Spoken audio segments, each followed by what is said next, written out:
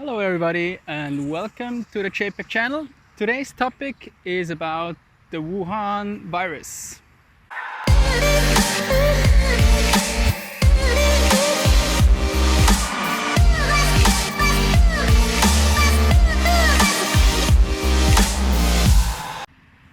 The Wuhan virus might in some countries be quite a big topic, in others a little bit less, but it definitely is all over the news worldwide, and that's good because people need to know what's going on and that there is a risk coming from Asia, especially from the city Wuhan, from China. Living here in Singapore, today was first working day after all the big news and announcements and everything after Chinese New Year. Currently on a project in Asia Square. Asia Square right now is people still working and everything seems still normal. People do not all have, for example, mouth masks. Probably 3%, 4%. It's quite surprising. Actually, I thought much more people will appear with a mask, but that's not the case as of today. In the office itself, it's very mixed depending on the company and a bit on the culture. I noticed that if you're in a company where there are more Western people, more expats, usually they would not wear a mask. If you're in a company where there are more Asian, more from Singapore, from other Asian countries, they do wear masks. So it's very mixed right now. Economic wise, obviously the stock market crashed today and everyone knew that. Even I sold quite a bit of my stocks, especially REITs. There was a news on Sasser. Sasser is one of the REITs which has outlets in China, and big news was that the outlet actually closed down because of the virus, and that's obviously very bad. You hold a REIT, so in the Sasser example, you hold properties which are in the commercial industry, so they are having outlet malls out in China, and when they're not up and running, so there is a risk, right? Will the tenants still be in the next few weeks? Will the payments come in the next few months? And that's the risk. That's the reason why the Sasser stock then actually dropped 10%, and that's quite a big loss on a, let's say, relatively stable and safe asset that you want to hold.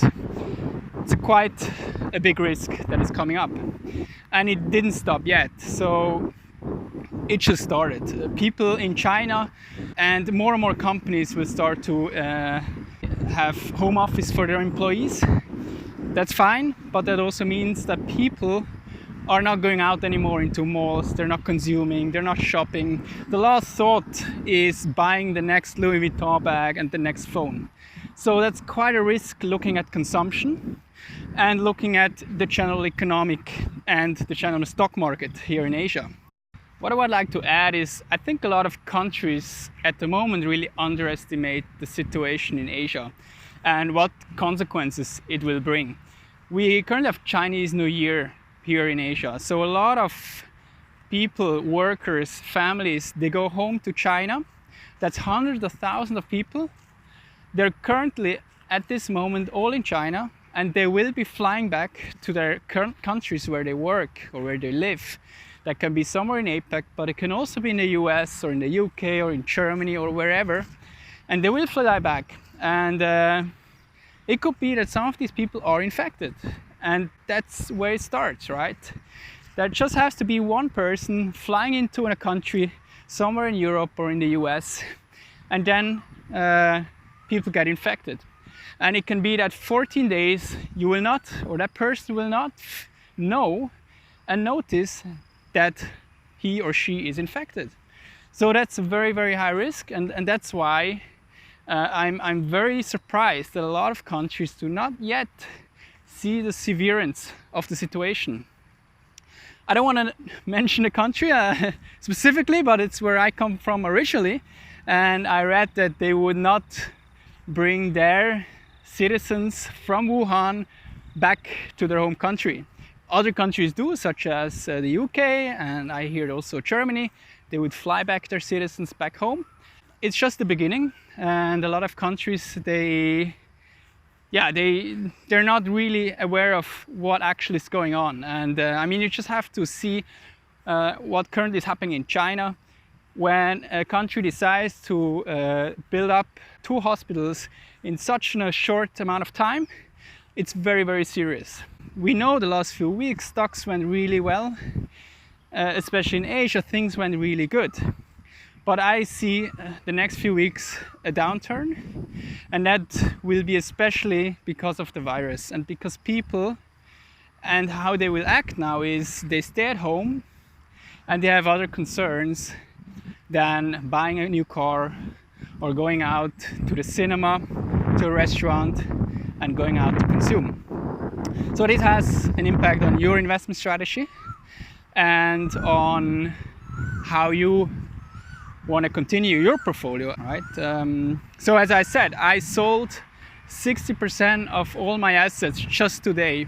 And my loss compared to last Friday is around 3%. But I'm telling to myself, losing 3% for now is fine.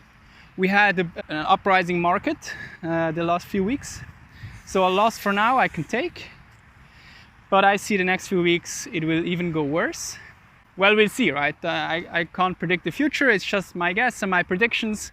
What I see is that people are in fear here in Asia. I don't see it in Singapore specifically, but I read the news and I see how in China people are reacting on the virus. And I have some friends in China who actually are also very, very worried about how this continues. Therefore, as long as this number of sick people and infected people does not decline, I don't see any positive news for the stock market and for the economy for the next few weeks or months coming. I'm curious what you think about the current situation, about the virus, how you probably change your investment strategy. Are you doing anything, or are you telling yourself this is a phase of 1-2 months and then things will recover again and it goes up as it did the last few months? What is your opinion on it? I'm really curious. Leave it down below the comments. And thank you very much for joining in. Give me a thumbs up. And if you want to follow me on Instagram, feel free. That's JPEG144. Hearing you next time. Bye, guys.